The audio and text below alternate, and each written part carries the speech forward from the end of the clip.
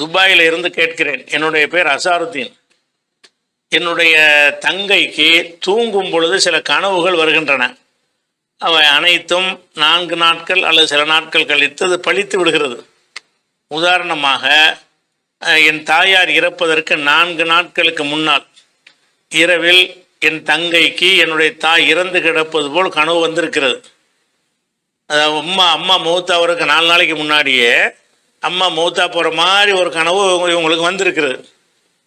அடுத்து 2வது கனவு சொல்கிறேன். என் தந்தை இறப்பதற்கு 1 வாரத்திற்கு முன்னால் பகலில் தூங்கும் பொழுது என்னுடைய தங்கைக்கு என் தந்தை இறந்து கிடப்பது போல் கனவு வந்திருக்கிறது. என் தங்கை பிரசவ நேரத்தில் ஆப்ரேஷனுக்கு முன்னால் என் தங்கைக்கு சிறு குழந்தைகள் அடக்கம் செய்யும் கபருஸ்தான் கனவில் வந்துள்ளது. பிறகு குழந்தை பிறந்து 5 நாட்கள் இறந்து விட்டது.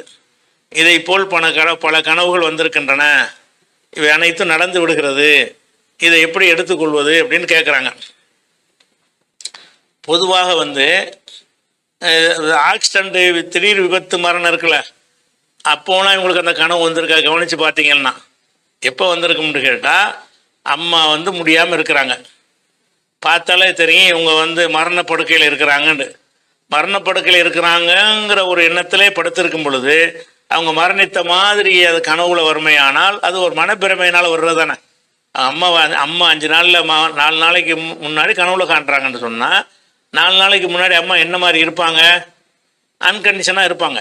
அதை பார்த்துருப்பாங்க. அம்மா மூத்தா போயிடுவாங்களோ இருக்க அது உறுதியாக அவங்களுக்கு மனசில் பட்டுச்சின்னு சொன்னால் அதையே ஃபீலிங் பண்ணிட்டு இருந்தாங்கன்னா கனவுல அவங்க மூத்தாவே கிடக்கிற மாதிரி தெரியும். வாப்பா மூத்தாவருக்கு 1 வாரத்துக்கு முன்னாடி இதுனா திடீர் மரணமாக உள்ளது மாதிரி தெரியல. நீங்கள் சொன்னதை வச்சு பார்த்தா அவங்க நோய்வாய்ப்பட்டு மரணிக்கிறாங்க. நோய்வாய்ப்பட்டு மரணிக்கும் பொழுது நோய்வாய்ப்பட்டிருக்கிறவருடைய அந்த தன்மையை வைத்து என்ன செய்வாங்கன்னா பார்க்குறவங்க இவர் போயிடுவாருன்னு சொல்லி முடிவு எடுப்பாங்க, சந்தேகப்படுவாங்க. அப்போ இந்த உங்களுடைய தங்கைக்கு தாயார் மரணித்து விடுவார் என்ற அவருடைய உடல்நிலையை பார்த்து ஒரு சந்தேகம் வந்திருக்கிறது. உங்கள் தகப்பனாருடைய விஷயமாக அந்த சந்தேகம் வந்திருக்கிறது. யாருக்கு அந்த மாதிரி சந்தேகம் அதை நினைத்து கொண்டு படுக்கிறார்களோ அவங்களுக்கு அதே மாதிரி தெரியும். பாப்பா மூத்தாயிருவார்னு நினச்சிக்கிட்டே படுக்கிறாங்களா, மூத்தா போன மாதிரியே கனவுல பார்ப்பாங்க. அது பிரேமை. அப்போ என்ன நினைக்கிறோமோ அதுவே கனவில் பிரதிபலிக்கும் என்கிற ஒரு விஷயம் இருக்கிறது. ஒரு கனவுல சில பேர் என்ன செய்வாங்கன்னா ஒரு ஆபாசமான படங்கள் அது மாதிரி பார்த்துட்டு இருந்தாங்கன்னு வைங்களேன், அது சம்பந்தமான கனவுகள் ராத்திரியில் கனவுல வர ஆரம்பிச்சிடும்.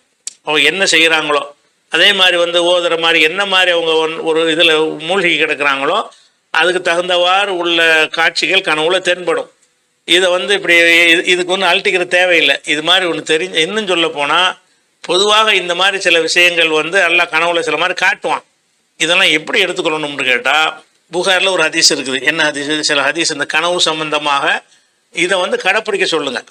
என்ன கடைப்பிடிக்கணும்னு கேட்டால், இதா ரா அஹதுக்கும் ருயா யுஹிப்புஹா, உங்களில் ஒருவர் தனக்கு விருப்பமான கனவை காண்கிறார். ஒரு கனவை பார்த்தோன்னு வைங்களேன், அது ரொம்ப நம்ம மகிழ்ச்சியாக இருக்கும். கனவை பார்க்கும்போது ஒரு அரண்மனையில் இருக்கிற மாதிரி, பங்களாவில் இருக்கிற மாதிரி, ஒரு வீடு கட்டுற மாதிரி, ஒரு ஃப்ளைட்டில் அப்படி போகிற மாதிரி, ஒரு ஹஜ்ஜி நம்ம செஞ்சுட்டு வர்ற மாதிரி, இப்படி நல்லது மாதிரி நமக்கு விரும்புகிற மாதிரி, தொழுகையில் ஈடுபட்டிருக்கிற மாதிரி, அந்த மாதிரி ஏதோ ஒரு வகையில் ஒரு கனவை பார்க்குறாரு. அந்த கனவு பிடிச்ச கனவாக இருக்குது. ரசூலுல்லாஹ் சொல்கிறாங்க, இதாரா அஹதுக்கும், உங்களில் ஒரு கனவு கண்டாரையானால் ரூயா யுஹிப்புஹா, அவர் விரும்பக்கூடிய ஒரு கனவை கண்டாரையானால் இப்போ இன்னமாகிய மினல்லாஹி, அது அல்லாவிடமிருந்து வந்தது. அல்லாவே ஒரு மெசேஜ் சொல்கிறான்னு அர்த்தம். ஃபுல் யஹமதில்லாஹ அலைஹா, அதற்காக ஒரு அல்லாவை புகழ்ந்து கொள்ளட்டும். உல் ஹத்திஸ் பிஹா, இந்த கனவை பற்றி மற்றவங்கள்ட்ட நீ பேசி கொள்ளட்டும். நீங்கள் கனவு காண்றீங்க, ஒரு பெரிய வீடு கட்டின மாதிரி கனவு காண்றீங்க. அப்போ என்ன செய்யணும்? சரி, அல்லாஹ் ஏதோ நம்ம நன்மை செய்ய போகிறான் என்று அல்லாவை புகழ்ந்துடணுமா. புகழ்ந்து விட்டு இந்த மாதிரி ஒரு கனவு கண்டேன் இப்படின்னு 10 பேர்கிட்ட தெரிஞ்சவங்கள்ட்டலாம் நீ சொல்லலாம். எந்த கனவை சொல்லலாம்? உங்களுக்கு நன்மை, உங்களுக்கு மனம் நிறைவடையக்கூடிய கனவு, உங்களுக்கு நன்மையாக இருக்கும் என்று கருதக்கூடிய கனவை நீங்கள் கண்டீர்களேயானால் அதை நீங்கள் அல்லாஹ் அல்ஹம்துலில்லா என்று ஃபுல் அஹமதில்லான்னா அல்ஹம்துலில்லா சொல்லட்டும். அல்ஹம்துலில்லா என்று அந்த கனவை பார்த்து எந்திரிச்ச உடனே யாவும் வந்த உடனே அல்ஹம்துலில்லா என்று சொல்லிவிட்டு, தெரிஞ்சவங்க நான் தம்பி புருஷன் பொண்டாட்டி ஒருத்தருக்குள்ளே என்ன செய்யணும், இந்த மாதிரி இப்படி ஒரு கனவு கண்டேன், நம்ம ஒரு பில்டிங் கட்டுற மாதிரி எனக்கு தெரிஞ்சு, நமக்கு ஒரு ஆம்பளை புள்ள பிறக்கிற மாதிரி தெரிஞ்சு, பையனுக்கு நல்ல வேலை கிடைச்ச மாதிரி தெரிஞ்சுன்னு சொன்னால் அதை பகிர்ந்து கொள்ளுங்கள். இது பகிர்ந்து கொள்வது பிரச்சனை இல்லை. இது புகாரில் 6985வது ஹதீஸில் இருக்கிறது. அதிலேயே தொடர்ச்சியாக வருகிறது. வைதாரா கைரதாலிக்க, மன நிறைவு தராத கனவு காண்றார். கனவை பார்த்து அவர் சாவுற மாதிரி, இவர் சாவுற மாதிரி, அடிபடுற மாதிரி, இவர் நோயப்படுற மாதிரி, ஒரு நஷ்டம் ஏற்பட்ட மாதிரி, கடையை பூட்டிட்டு போடுற மாதிரி, இப்படி அவருக்கு விரும்பாத வைதாரா கைரதா அழிக்க மிம்மா எக்கரகும், அவருக்கு விரும்பாத விஷயத்தை நீங்கள் கனவுல கண்டீங்க, இதெல்லாம் விரும்பாது தான். அம்மா மூத்தா போகிற மாதிரி கனவு, வாப்பா மூத்தா போகிற மாதிரி கனவுலாம் நீங்கள் விரும்ப மாட்டீங்க. அப்போ நீங்கள் விரும்பாத ஒரு கனவு நீங்கள் கண்டீர்களேயானால் இன்னமாகிய மினஷைத்தான், அது ஷைத்தானிடமிருந்து வந்த கனவு. அது இந்த கெட்ட விஷயங்கள் நமக்கு வருவது வந்து அல்லாட்டிருந்து வரல, ஷைத்தான் நம்மளுக்கு ஒரு மனக்கவலை ஏற்படுத்துவதற்காக அவன் செய்கிறான். அதனால் என்ன செய்யணும்னு கேட்டால் ஃபுல் எஸ்தாயுது மின் ஷர்ரிஹா, அதனுடைய தீங்கிலிருந்து அவர் அல்லாவிடத்தில் பாதுகாப்பு தேடட்டும். மவுது பில்லாஹி மின் ஷர்ரிஹா, இதனுடைய தீமையிலிருந்து இறைவா உன்னிடத்தில் பாதுகாப்பு தேடுகிறேன் அப்படின்னு சொல்லி என்ன செய்யணும், அல்லாட்ட பாதுகாப்பு தேடிக்கிறணும். தமிழில் கூட தேடிக்கிறலாம். ஒரு கெட்ட கனவு வந்துச்சின்னு சொன்னால் உங்கள் சகோதரி இனிமேல், அந்த சகோதரி வந்து இனிமேல் அந்த கெட்டவு கண்டார்னு சொன்னால் அவுது பில்லா சொல்கிறது அவருடைய கடமை. ஒன்று, ஒலா எது குருஹால் யஹதின், யாருக்கும் அதை சொல்லக்கூடாது. இது வரைக்கும் உங்களுக்கு சொல்லிட்டாங்களா, சரி போயிட்டு போகுது. இனிமேல் இந்த மாதிரி கெட்ட கனவு என்று சொன்னால் உங்களுக்கு வந்து மனசுக்கு கவலை தரக்கூடிய விஷயங்களை கனவாக பார்க்கறது.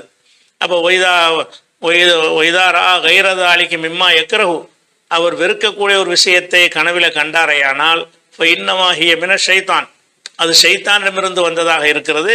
ஃபுல் எஸ்தாயுது மின் ஷர்ரிஹா, அதன் தீங்கிலிருந்து அல்லாவிடத்திலே பாதுகாப்பு தேடிக்கொள்ளட்டும். போலா எது குருஹால் யஹதின், யாருக்கும் சொல்லாதீங்க.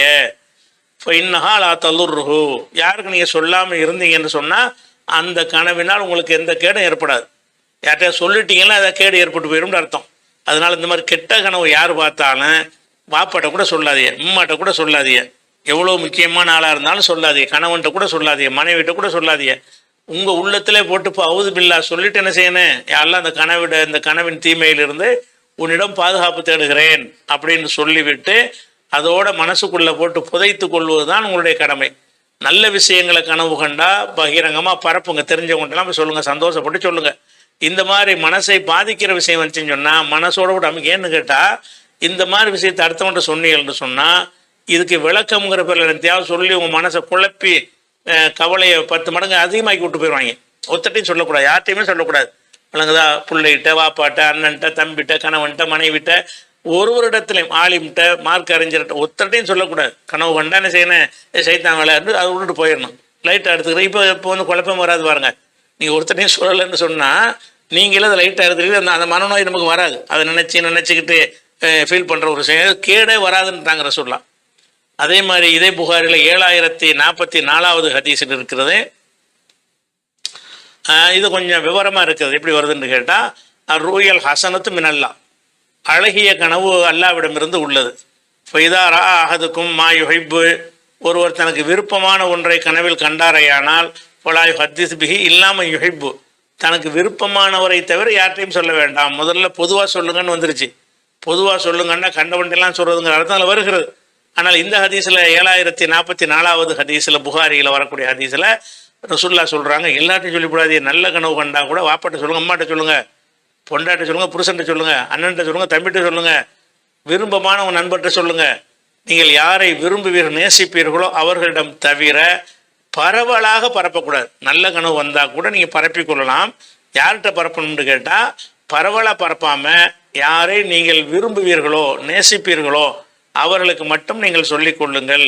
வைதாரா மா எக்கரஹு, அவர் விரும்பாத ஒன்றை கனவாக கண்டாரையானால் பொல்யத்தை அவ்வது பில்லாஹி மின் ஷர்ரிஹா, அதன் தீங்கிலிருந்து அல்லாவிடத்தில் ஒரு பாதுகாப்பு தேடிக்கொள்ளட்டும். இப்போ மின் ஷர்ரி ஷைத்தானி, ஷைத்தானுடைய தீங்கிலிருந்து பாதுகாப்பு தேடிக்கொள்ளட்டும். எத்துஃபுல் சலாசன், 3 முறை துப்பி விடட்டும்.